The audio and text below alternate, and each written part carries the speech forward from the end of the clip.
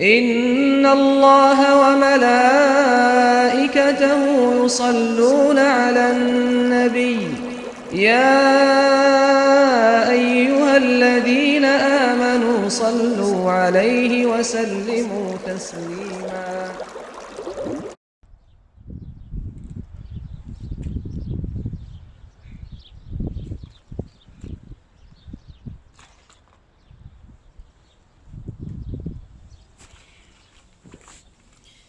Bismillah, wassalatu wassalamu ala rasulillah wa ala alihi wa ashabihi wa mawalah.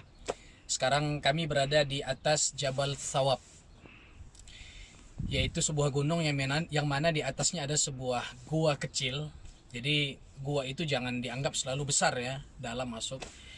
Termasuk gua Hira pun tidak besar, kecil juga. Jadi ini juga disebut gua.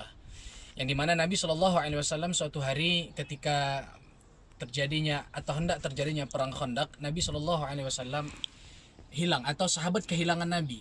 Kemana Nabi SAW? Maka ketika itu Muaz bin Jabal dari Bani Haram mencari Rasul SAW. Kemudian Muaz bin Jabal tertuju ke tempat ini. Maka Muaz bin Jabal pun menemukan Rasul SAW di tempat ini sujud dalam waktu yang sangat lama.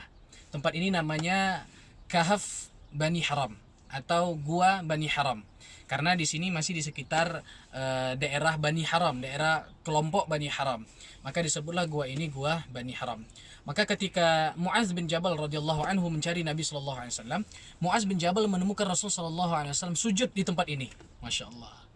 Jadi sekarang kita berada di tempat di mana Nabi sallallahu alaihi wasallam sujud. Nabi sallallahu alaihi wasallam sujud di tempat ini dalam waktu yang sangat lama, sehingga kata Muaz bin Jabal, qad asa'tu dhanni, aku telah berburuk sangka, jangan-jangan Nabi SAW qad qubidat ruhuhu, telah dicabut nyawanya, telah diangkat oleh Allah Subhanahu wa taala ruhnya. Maka Nabi SAW ditunggu oleh Muaz bin Jabal. Kemudian setelah Nabi SAW selesai sujud, maka Nabi SAW ditanya oleh Muaz bin Jabal, apa yang terjadi ya Rasulullah? Kata Rasul SAW, sesungguhnya Jibril alaihissalam datang kepadaku, wa qala innallaha yuqri'u alayya salam, sesungguhnya Allah Subhanahu wa taala menyampaikan kepadaku salam. Kemudian Allah Subhanahu wa taala meminta kepadaku apa yang aku inginkan untuk umat ini. Kemudian kata Nabi sallallahu alaihi wasallam, Allahu alam, aku tidak tahu.